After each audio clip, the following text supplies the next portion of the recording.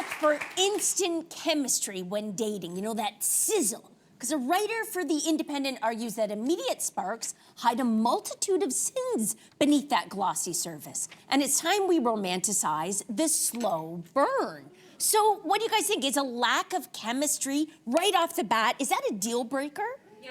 Yes, some, no. It's interesting. Interesting. Wow. I'm just remembering right now, it's coming to me. There was this person who I worked beside. Maybe I've told the story before, but I thought he was kind of a dumb jock, and I had nothing, I was no interest in him. Yeah. And then he basically was trying to get me to go out, and we were out on a date, and in the middle of him talking, suddenly it was like the switch went on. From after months of me being like, Yeah. I was like, and I jumped across the table, and I kissed him. I had glasses of wine. Yes.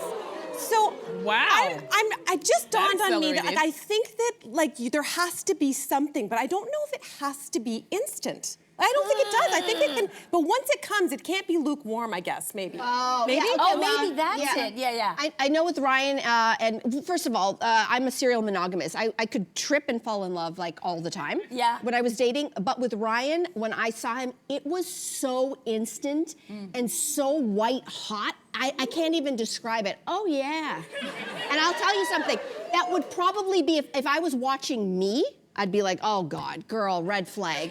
I would say that to myself, but having gone through the whole like ride, which is for me, I need to be instantly attracted. I need something instant. I need something hot, or else I'm not sticking around. You know, I got stuff to do. It's almost the same. It's almost There's a name for people like that. They're called friends. Oh, well, hear this. The first time I saw Simon, I looked beyond him because I was in love with his best friend.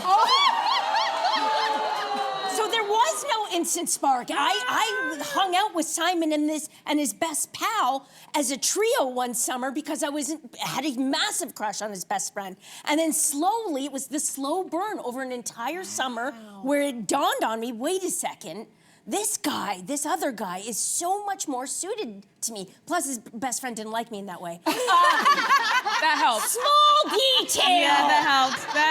But you know, it was true. Then Simon asked me to go tap dancing lessons. I got free tickets to a movie. I'm like, you want to go to the movie? And then for like 4 months after that, we started to court. And then all of a sudden, it was this slow burn. And then, oh my God, it's 20 years later. Wow. Yes. Wow.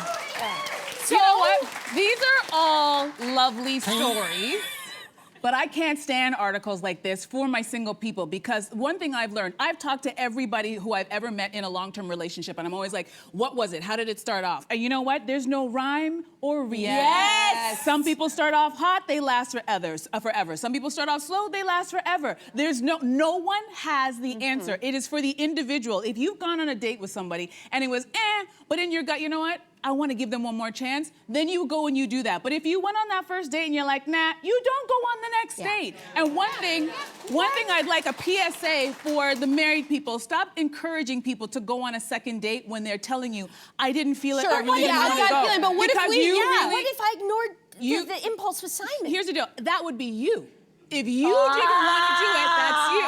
But when you're telling someone who's like, you know what, my gut's saying I'm good. I understand what you're saying. So just leave it alone. The gut feeling, it adds a different element in it because it's kind of that intuition, that female intuition. But people want you to ignore that and be like, just go again, just go again. I'll just say this quickly, that like sometimes it's the extremes though. Like I do think that kind of white hot attraction sometimes can be a tiny bit dangerous. But can you fight that? I don't know. You can't. I've been there. You can't. Here's what I recommend. Just figure it out in the bedroom. It'll come out one way or the other. Yes, just do it.